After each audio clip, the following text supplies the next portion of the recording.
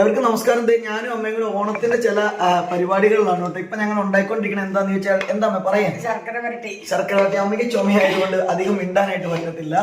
അപ്പൊ ശർക്കര വരട്ടിയാണ് നമ്മൾ ഉണ്ടായിക്കൊണ്ടിരിക്കുന്നത്. അപ്പൊ അതൊന്ന് കാണിക്കാവേ. ഇതാണ് കേട്ടോ നമ്മുടെ ശർക്കര വരട്ടി. നമ്മൾ ശർക്കര വരട്ടി ഉണ്ടാക്കി തീർന്നോന്ന് ഇളക്കിക്കാമേ. നല്ല സെറ്റ് ആയിട്ട് വന്നിട്ടുണ്ട് കേട്ടോ ഇത്. അപ്പൊ ഈ ശർക്കര വരട്ടി പലപ്പോഴും എല്ലാവരും കടയിൽ നിന്ന് കാശ് കൊടുത്ത് വാങ്ങിക്കുവാണ് ചെയ്യുന്നത്. അപ്പൊ അതിന്റെ ആവശ്യമില്ല, സിമ്പിൾ ആയിട്ട് ഉണ്ടാക്കാം. നമ്മൾ ഇന്ന് ഫുള്ളായിട്ട് ആദ്യം മുതൽ ഉണ്ടാക്കുന്ന വീഡിയോ കാണിക്കാൻ ഞാൻ വെച്ചിട്ടുണ്ടെങ്കിൽ ഇതിന് മുമ്പ് ഉണ്ടാക്കിയത് കിടപ്പുണ്ട് ചാനലിൽ അല്ലേ, അതുകൊണ്ടാണ്. പിന്നെ ഇത് എത്ര കിലോ കായാമ്മ? ഇത് 1.5 കിലോ കായാണ്. ഇത് ഈ ഒരു ഷേപ്പില് നമ്മൾ കാളനൊക്കെ അരിയുന്ന ആ ഒരു കണക്കിനല്ലേ, അതിനേക്കാൾ ഇച്ചിരിയുടെ ചെറുതായിട്ട് അല്ലേ, കനം വേണം അല്ലേ. ആ ഒരു കനത്തിൽ ഇത് അരിഞ്ഞിട്ട് നമ്മുടെ കാ വറക്കണ പോലെ വറുത്തെടുത്ത് കഴിഞ്ഞിട്ട് അത് മാറ്റി അവിടെ വെച്ചിരുന്നു. പിന്നെ എന്താ ചെയ്തെന്ന് വെച്ചാൽ ഈ ഉരുളിക്കകത്ത് അല്ലേ ശർക്കര ചൂടാക്കിയിട്ട് അതിൻ്റെ അകത്തേക്ക് ഇഞ്ചി ജീരകവും അല്ലേ, ഇഞ്ചി അല്ല ചുക്ക് ജീരകവും. ഇഞ്ചി ഞാൻ പറഞ്ഞ മാറിപ്പോയതാണ്, ഇഞ്ചി ഉണങ്ങിയതാണല്ലോ ചുക്ക്. അപ്പൊ ചുക്കും ജീരകവും കൂടെ പൊടിച്ചത് ചേർത്തു.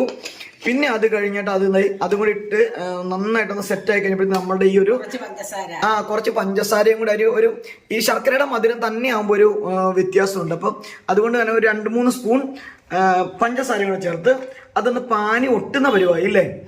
ഒട്ടുന്ന പരിവായി കഴിഞ്ഞപ്പോഴത്തേക്കും അതിൻ്റെ അകത്തേക്ക് നമ്മൾ വരട്ടി വെച്ചിരുന്ന നമ്മൾ വറുത്ത് വെച്ച നമ്മുടെ ഈ കായ എടുത്ത് അതിൻ്റെ അകത്തേക്ക് ഇട്ട് മിക്സ് ചെയ്തു. തീ ഓഫ് ചെയ്തതിന് ശേഷം പയ്യെ ഒന്ന് കുറുകി വരുന്ന സമയമായപ്പോഴത്തേക്ക് നമ്മൾ അതിൻ്റെ അകത്തേക്ക് കുറച്ച് പഞ്ചസാര പൊടിച്ചത് ചേർത്ത് കൊടുത്തു. എന്തിനാ വെച്ചാൽ ഇങ്ങനെ വിട്ട് സെപ്പറേറ്റ് ആകാൻ വേണ്ടിയിട്ട്. പിന്നെ നമ്മളുണ്ടല്ലോ ഇത് നല്ല സെറ്റ് ആവാനായിട്ട് ടേസ്റ്റ് കൂടാനായിട്ട് വേറൊരു സീക്രട്ട് ഇൻഗ്രീഡിയൻ കൂടെ ചേർത്ത് വിട്ടു. എന്താണെന്ന് ചോദിച്ചിട്ടുണ്ടെങ്കിൽ അതാണ് ഇതിൻ്റെ അകത്ത് ബെസ്റ്റ്. നമ്മൾ അവലോസ് പൊടി വറുത്ത് പൊടിച്ച് വെച്ചിരുന്നില്ലേ, ആ അവലോസ് പൊടി വറുത്തത് ഞങ്ങൾ കുറച്ച് ഈ ഒരു ഇതിൻ്റെ അകത്തേക്ക് അരിപ്പയ്ക്കകത്ത് ഇടഞ്ഞെടുത്ത്, വലിയ തരിയൊന്നുമില്ല, നല്ല നൈസായിട്ടുള്ള ആ അവലോസ് പൊടിയുടെ കുറച്ച് പൊടിയും കൂടെ ഞങ്ങൾ ഇതിൻ്റെ അകത്തേക്ക് അങ്ങ് ചേർത്ത് കൊടുത്തപ്പോഴത്തേക്കും നല്ല അടിപൊളി ശർക്കര വരട്ടി അല്ലേ, സൂപ്പർ ടേസ്റ്റുള്ള ശർക്കര വരട്ടി അങ്ങനെ റെഡി ആയിട്ടുണ്ട്. അപ്പൊ നിങ്ങൾ ശർക്കര വരട്ടി കാശ് കൊടുത്ത് വാങ്ങിക്കേണ്ട ആവശ്യമില്ല. ഞാൻ പറഞ്ഞ ഒരു കുറച്ച് വാങ്ങിച്ചാൽ മതി അല്ലേ. ഒരു 1/4 കിലോ ശർക്കര വരട്ടി നമുക്ക് വാങ്ങിക്കാമേ എന്ന് പറയുമ്പോൾ അമ്മ പറഞ്ഞു വേണ്ട നമുക്ക് ഉണ്ടാക്കാന്ന് പറഞ്ഞിട്ടാണ് ഞങ്ങൾ ഇത് ഉണ്ടാക്കിയത്. അപ്പൊ നിങ്ങളും ശർക്കര വരട്ടി ഉണ്ടാക്കുക, കഴിക്കുക, ഓണത്തിന് വിളമ്പുക അല്ലേ.